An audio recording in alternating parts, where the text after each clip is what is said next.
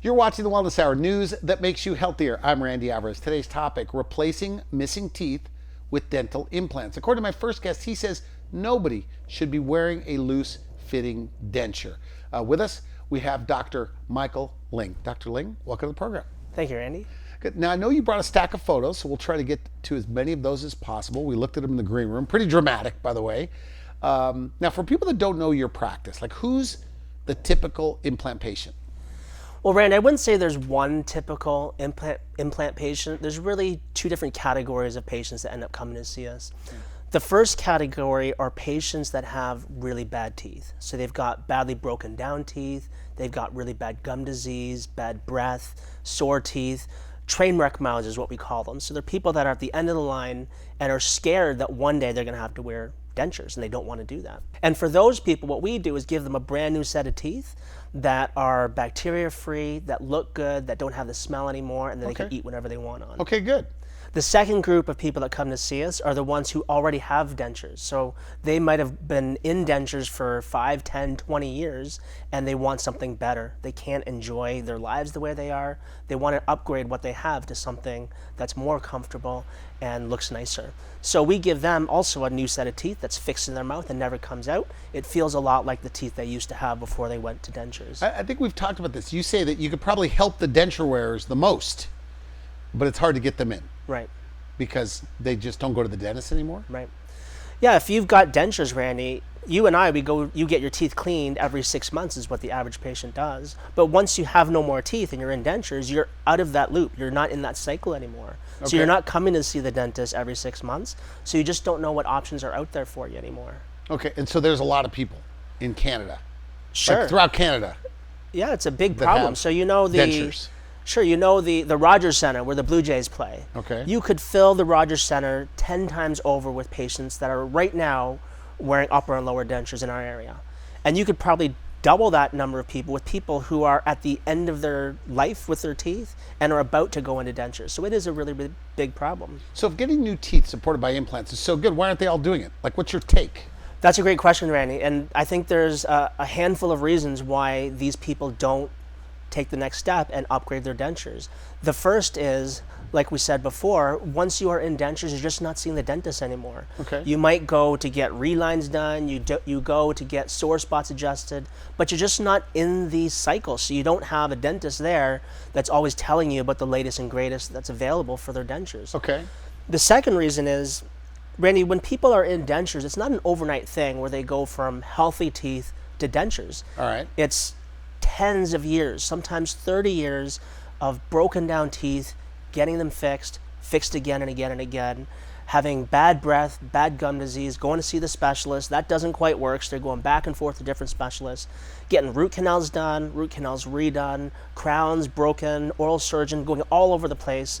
So when patients finally get rid of their teeth and go into dentures, one of the most common things that I hear is they're just relieved. They're done. They don't want to deal with dentists anymore. Last thing they want to do is see you guys. The last thing they want to do is go see yet another dentist and pay for yet more treatment that just never quite feels right. They're finished.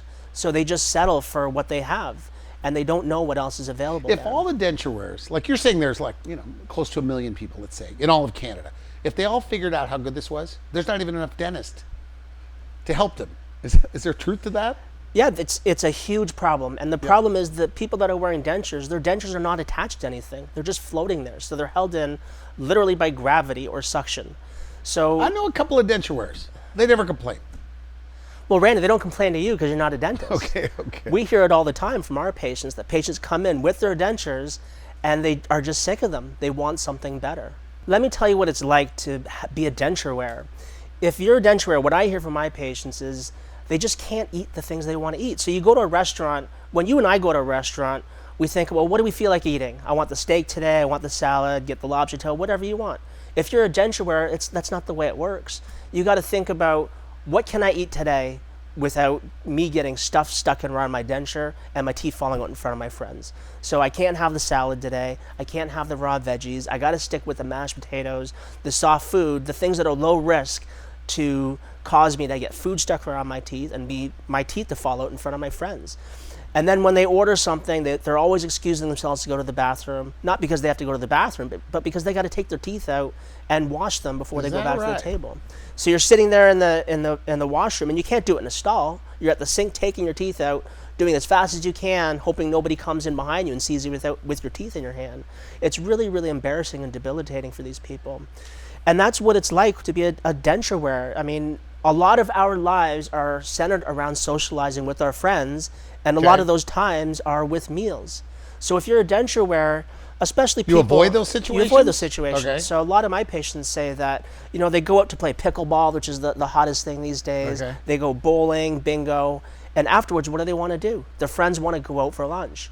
And the patients that wear dentures, they hold themselves back. They make up an excuse saying, oh, I got to get home, I have another appointment, I got to go take care of the dogs, got to water my plants. But really what they're thinking is, we just had a great time. I don't want to ruin it by going to lunch, and now I can't eat the things that I want, and my teeth are going to fall out in front of my friends. So with these patients that get their new teeth supported by dental implant, they can eat whatever? Or are they restricted? I mean, they can eat whatever they want? Yeah, you can eat whatever you want. So, I mean, I hear patients come back, and these patients, the one lady I met, her name was Tanya, and we finished her teeth, gave her full upper and lower teeth, and I told her, Tanya, I mean, these teeth are for chewing. Like, this is why we did this. You go out and enjoy. Like, take these for a test drive, and let me know how it goes. All right. And she keeps emailing, you know, every month saying, oh, is it okay if I have a salad? I'm saying, yes, you can have a salad. The next month, is it okay if I have a steak? Yes, you can have a steak. And the way she put it to me is, she's like, you know, you watch those nature videos and the baby giraffe comes out and they're kind of wobbling along. Yeah, she's like, I'm the baby giraffe, kind of learning how to eat again. But eventually she learns that, yeah, you can eat with these teeth just like a full-grown So giraffe. what do they like more? Do they like what they could eat, or do they like how it looks better? You know, it's both. So when patients come to see us, usually there's one main concern that they're worried about, but they end up really enjoying the side effects just as much as their main concern.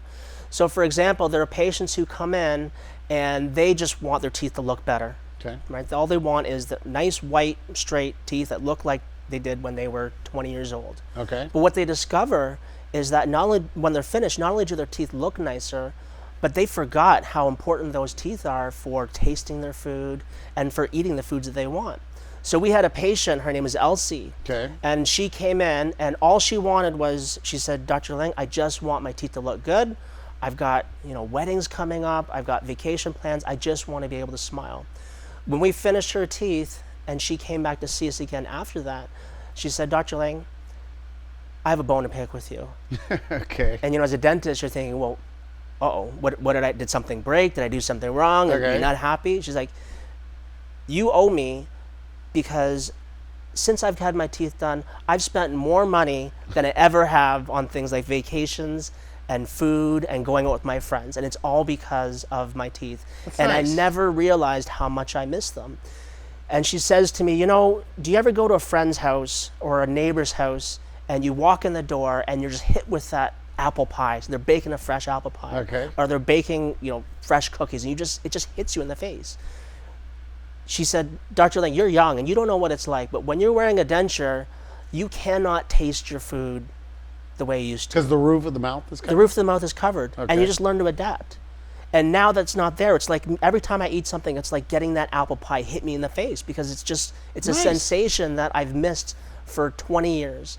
And all she wanted to start was to look nicer, but she realized that, you know, all these side benefits were really just as impactful. But what if you have bad gums? I mean, like bleeding gums, bad breath, like the gum disease. Are the gums too bad to hold implants? Can you still do it? Sure, these are the types of patients that come to see us. Okay. If you've got healthy gums, you don't have these problems. The ones that come to see us do have really bad gums, really bad bone, really bad teeth, really bad gum disease. Okay. And we can clean all that up, get rid of all the decayed teeth, all the bacteria, and make them have a full set of healthy teeth again. And back to your original question about, well, why doesn't everybody come in and do this? And another reason is because they think that they're too old. Well, how old can you be to get it done? These days, 80 is young. I have a colleague who just did a full set of teeth on a 100-year-old. Really? Yeah. So why would a 90-year-old or a 100-year-old want to do this? Because they want to eat and chew.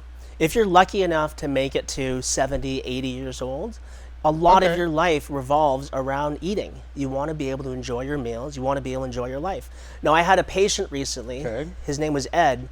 And Ed was 83 by the time we fixed his teeth. So I said to Ed, what's making you finally do something about your loose teeth? And he said, Dr. Lang, when you get to my age, you begin to appreciate life. And you also begin to appreciate how short life is. He said, Okay. I've made 80 trips around this earth. I want to enjoy my last 20. I want to make my last 20 trips around this earth count. And there's no reason for him to settle for teeth that were holding him back from enjoying his last 20 trips around the earth. Very nice. Now, we should mention you come from a dental family. Your dad's a dentist. Your wife is a dentist, works in the practice. Right, and the things that we're doing today, my dad never got to do when he was younger in his career. So I'll tell What do my you mean? dad. What do you mean? Well, I'll tell my dad that, we're giving people their full set of teeth back in, 1, 2, 3 visits. And he's like, well, how are you doing that? Like, that's impossible. And I have to explain to him, no, I mean, things have come a long way since he was my age and doing these things for his patients. And, the options were dentures. Right. Denture glue. Or bridges or things that came in and out. Yeah, maybe the odd implant, but certainly not the things that we're doing now. So his mind is just blown with how easy we can make this for patients now. Whereas, back then, maybe they could do it, but it would require, tons of time, multiple different visits to different specialists, multiple visits. Now we can compress all that into just 2 or 3 visits, and people walk out with a full set of teeth. Is this the future of dentistry? Whether it's 20 or 50 years, like dentures as we know them today may be eliminated? Everything will be attached to something, like an implant? Yeah. What are your thoughts? I think that is the latest trend, and that's where everything is moving, where patients don't have to suffer with loose-fitting or uncomfortable dentures. There is a better solution. Okay, now you're here in California taping this. In the U.S., it's typically done in 2 places, implant dentistry. You go to the surgeon, or you go to somebody that does the placing of the implants, then you go to another doctor that puts the teeth on top, and then most of the time you go somewhere else to get it cleaned. Is that the way it is also in Canada? We're usually done in 2 places? I've had training on both parts, so we do all of it in our own office. All right there. Yeah. Is that why you're able to do things very quickly? Yeah, there's much less going back and forth between different doctors where things can get confusing or take longer. We just get it all done in 2 or 3 visits, you're finished. Now, I know when you agreed to do this, you said, I want to be very positive because we have good specialists in this town, the oral surgeons, periodontists, prosthodontists, endodontists, etc. So you still work together with those guys in many cases. Oh, we've got great specialists in our area. We all work together and collaborate on these cases for sure. And we're going to get emails about this. Insurance. I know here in the U.S. It's really not covered by insurance, maybe a very, very small part. Is that the same way in Canada? It's the same way, yeah. We tell our patients not to count on the insurance. But Randy, people are financing this, and they're really surprised at how affordable it can be. She brought some photos. Let's go there. What are we looking at? So Randy, this is Marilyn. All right. She's a patient of mine for many, many, many years. Probably 12 years I've known Marilyn. And she had worn a top denture and a bottom partial denture for all that time. And she was never interested in doing anything about it. She'd say, things are fine, I'm okay. I know there's other ways, but it's just not for me. Okay. Until one day she came in and said, hey, Dr. Thing, I want to talk to you about this because I think I'm finally ready to do something about my dentures. I said, great, Marilyn, we're happy to help you. But just so I know, I'm just curious, what's made you change your mind? Why now? What's making you want to do something about this now? And she said, Dr. Lang, you know that 5 or 6 years ago I started having some grandchildren, and now I've got 3 grandchildren. Okay. Well, on the weekend, this past weekend, I was at my daughter's house, and I went to kiss my grandchildren goodbye, and they pulled away from me. And I said, I thought they were joking at first. And she said, Dr. Lang, I asked my grandkids, what's wrong? Why won't you give grandma a kiss goodbye? And you know how kids are. I mean, they've got no filter. They'll tell the truth. Okay. And she said, my grandkids told me, but Grandma, your teeth are all yellow and smelly. Oh, wow. And that just broke her heart. Yeah, so we gave her a full new set of teeth, top and bottom, and she loves them. She's so happy with them. She can eat whatever she wants. She can eat her salads, her cucumbers, or carrots, which she never really thought she wanted, but now she realized how much she missed those things. Is that her after over there? Look at the before and after here, Randy. Okay. Would you say that she looks nicer in the after? Yeah. She looks healthier. Yes. She looks happier. Yes. She looks more younger. Confident. She looks younger. To me, she looks younger. She just looks more confident and more healthier. And that's because she is healthier. Now she's eating better food. She's enjoying her life more. She feels better about herself, and it just shows in her appearance. Is that the challenge? I think we talked a little bit about this in the green room, that people have a tough time doing nice things for themselves. Like in her case, it took her grandkids to talk her into doing this, right? Yeah. So there's a lot of people that, now is this one of those things where she goes, I should have done this years ago? Absolutely. That's most the people one say this? regret we hear from everybody. She's had these teeth for 30 years, and what she said to me is, like, why didn't I do this 30 years ago? Imagine how different my life would have been if I had just done this 30 years ago. I missed out on 30 years of socializing, of hugs and kisses, of meals with my family. Why? And there's no good reason. What I hear from most patients that wait this long is there is a lot of guilt for doing something for themselves. And I think it's partly the Canadian in us, where she spends her time taking care of her kids and her grandkids, and she feels guilty about finally doing something for herself. And what I find is usually there's a tipping point where there's some excuse that kind of pushes them over the edge, that gives themselves permission to finally take care of themselves. Do couples ever do this together? Husbands, wives, like one goes in first, gets it done, then the other? What I find is they don't usually do it at the same time. I think what they do somehow is they come to some agreement that, okay, you're going to go first and I'm going to go second. And the best is when the husband lets the wife go first. Okay. Right? So we have a lot of couples that come in. The husband says, you know what? I've got really bad teeth. Eventually I'm going to need my help, but I want her to get hers first. It's like a guinea pig, like they're testing it out secretly. I hope it's not guinea pig. I hope it's being a gentleman. But it's all done. They come back in and they just say, I'm in. I want to do this. Right. Yeah. Good. So here's another patient. All right. This is Lisa. Oh, wow. When I first met Lisa, she told me she's too young to wear a denture. She's in her 40s and 50s. And what I told her was, we're all too young to wear a denture. Even 80, 90-year-olds are too young to wear a denture. Should never be wearing a denture. She should never wear a denture. Okay.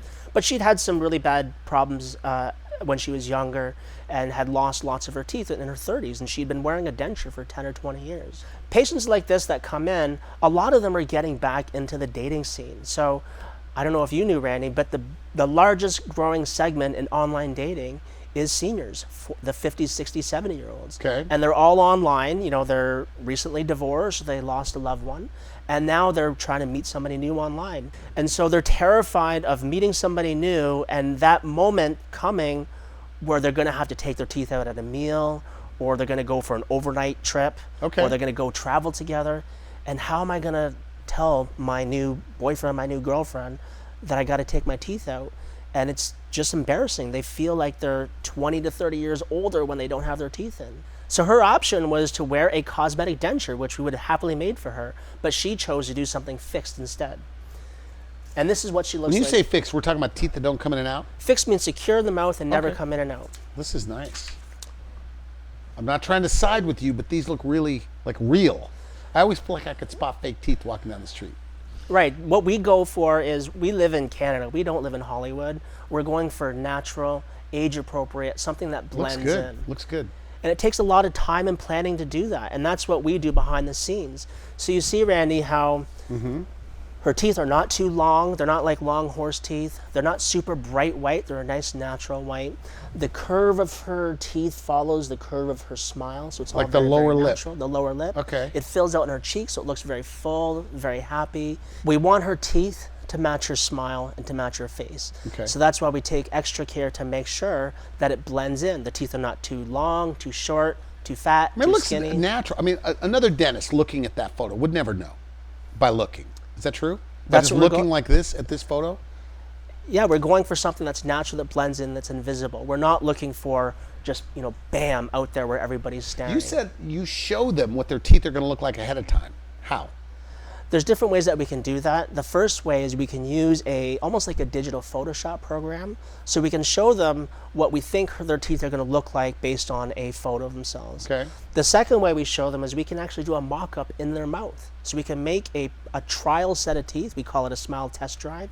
They actually put it in their mouth and they can see what it looks and feels like on a video, in a picture, in the mirror, when they're talking, when they're smiling, when they're laughing, how everything moves naturally and fits naturally together. Let me show you this next patient. All right, all right. This is Tanya. Tanya came in because her sister convinced her to come in. So Tanya was always very reserved, very quiet, very to herself.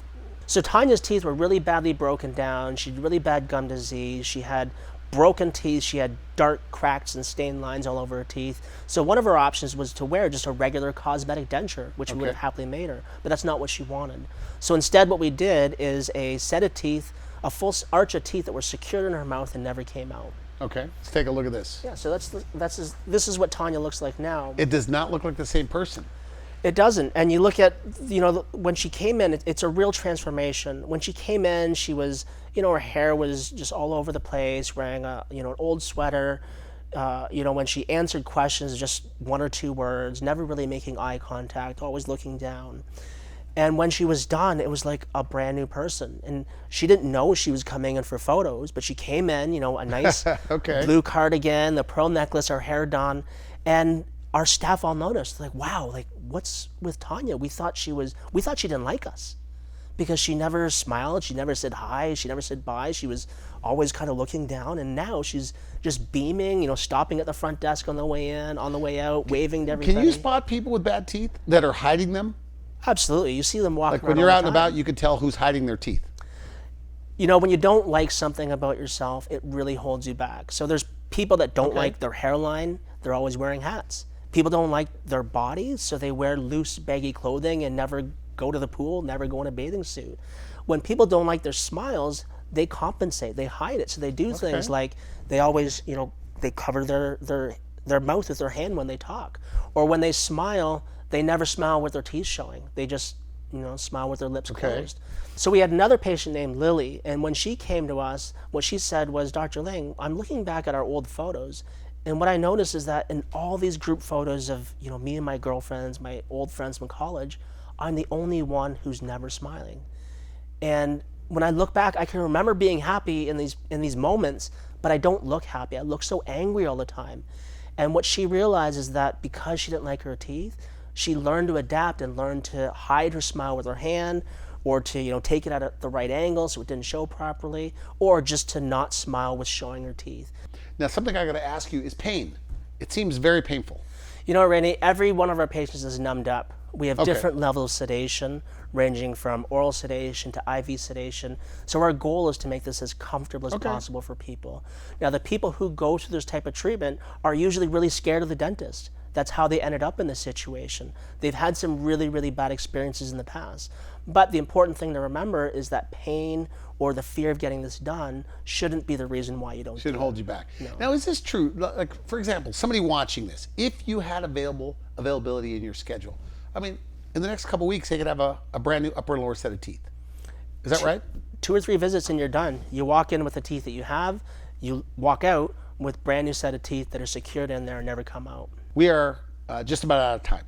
So if a patient is one of the two groups, they either have really bad teeth that you cannot save and have to be removed, and they don't want dentures, and then the other group of people that are actually wearing dentures, what are their options in your practice when it comes to dental implants? So one way to do it is doing 2 implants on the bottom and a snap-in, snap-out denture. It works really well, looks really nice. People can eat most of the foods they want, but there is some maintenance involved. They do have to come in and out. They have to be cleaned.